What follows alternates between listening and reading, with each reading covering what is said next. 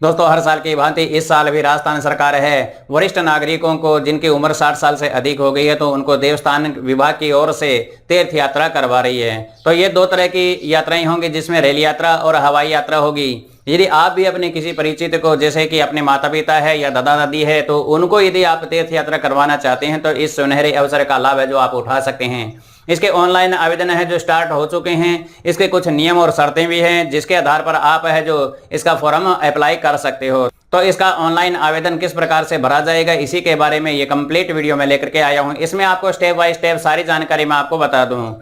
तो दोस्तों, इसमें सबसे पहले आपके पास में एक जन आधार कार्ड होना जरूरी है। इसके साथ ही साथ में आप किसी एक व्यक्ति को जिसको आप साथ में ले जाना चाहते हैं, जिसकी आयु 21 साल की होगी, तो आप अपने सहायक के रूप में किसी को भी साथ में ले जा सकते हैं। इसमें व्यक्ति अपने जीवन साथी को भी ले जा सकता है या अपने किसी परिचित को अपने साथ में ले जा सकता है। यह नियम केवल रेल यात्रा में ही लागू है, अन्य जैसे मान लो कि हवाई यात्रा में ये नियम लागू नहीं होगा।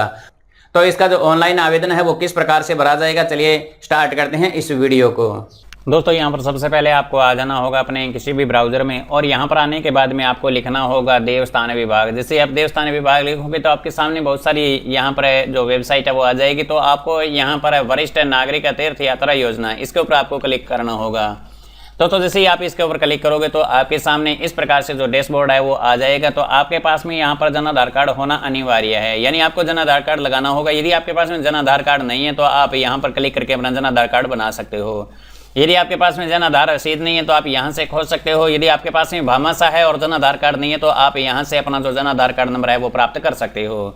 तो यहाँ पर मैं सबसे पहले अपना जन आधार कार्ड नंबर डाल देता हूँ, उसके बाद में खोजे बटन पर अपने को क्लिक करना होगा। दोस्तों, अब यहाँ पर जन आधार कार्ड के आधार पर सारी डिटेल्स है वो आ जाएगी। यहाँ पर कैंडिडेट का नाम, यानी जितने भी जन आधार कार्ड के अंदर नाम है तो वो सारे के सारे यहाँ पर आ जाएंगे।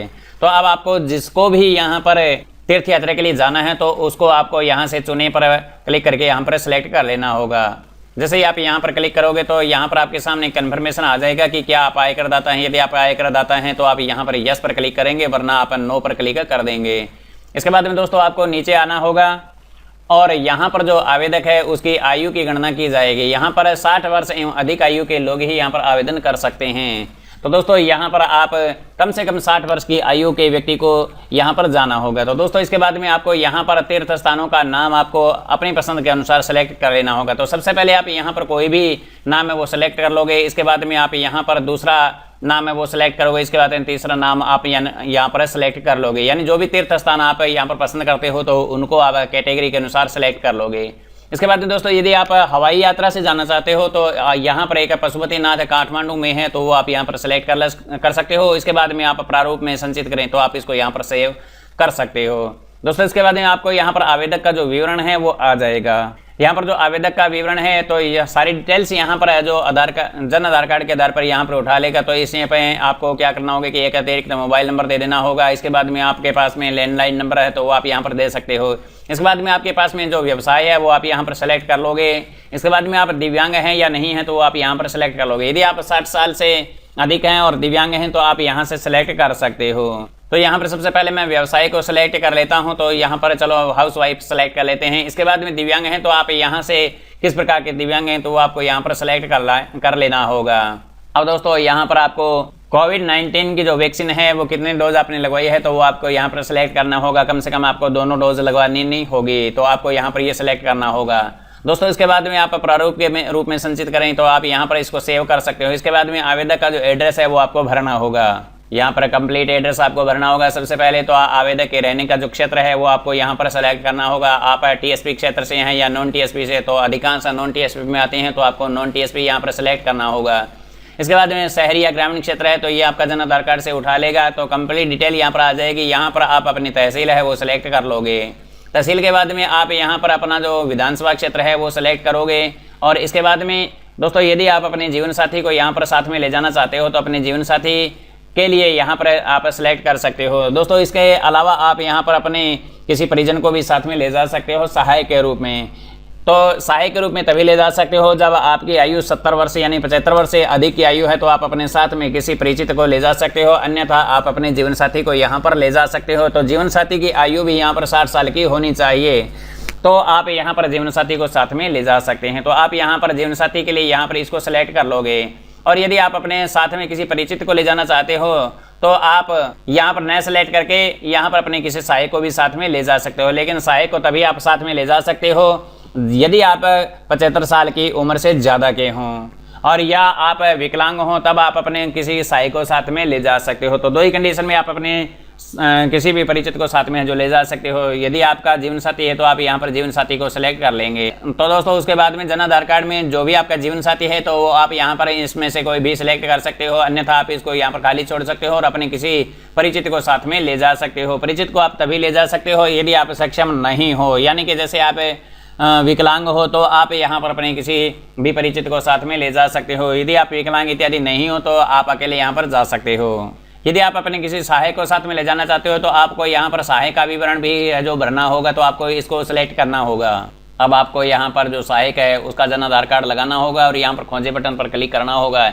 इसके बाद में आप यहाँ पर जन आधार कार्ड से जितनी भी डिटेल आएगी उसको आप यहाँ पर सिलेक्ट कर लोगे। इसके बाद में आप यहाँ पर आवेदक द्वारा नामित प्रतिनिधि, आपको यहाँ पर 2 प्रतिनिधि देने होंगे जो आपातकालीन स्थिति में जिनसे संपर्क किया जा सके। तो आपको उनका नाम, उनका मोबाइल नंबर, उनका एड्रेस और आवेदक के साथ में क्या संबंध है वो आप यहाँ पर लिख दोगे, यानी ये आपातकालीन स्थिति में काम आएंगे।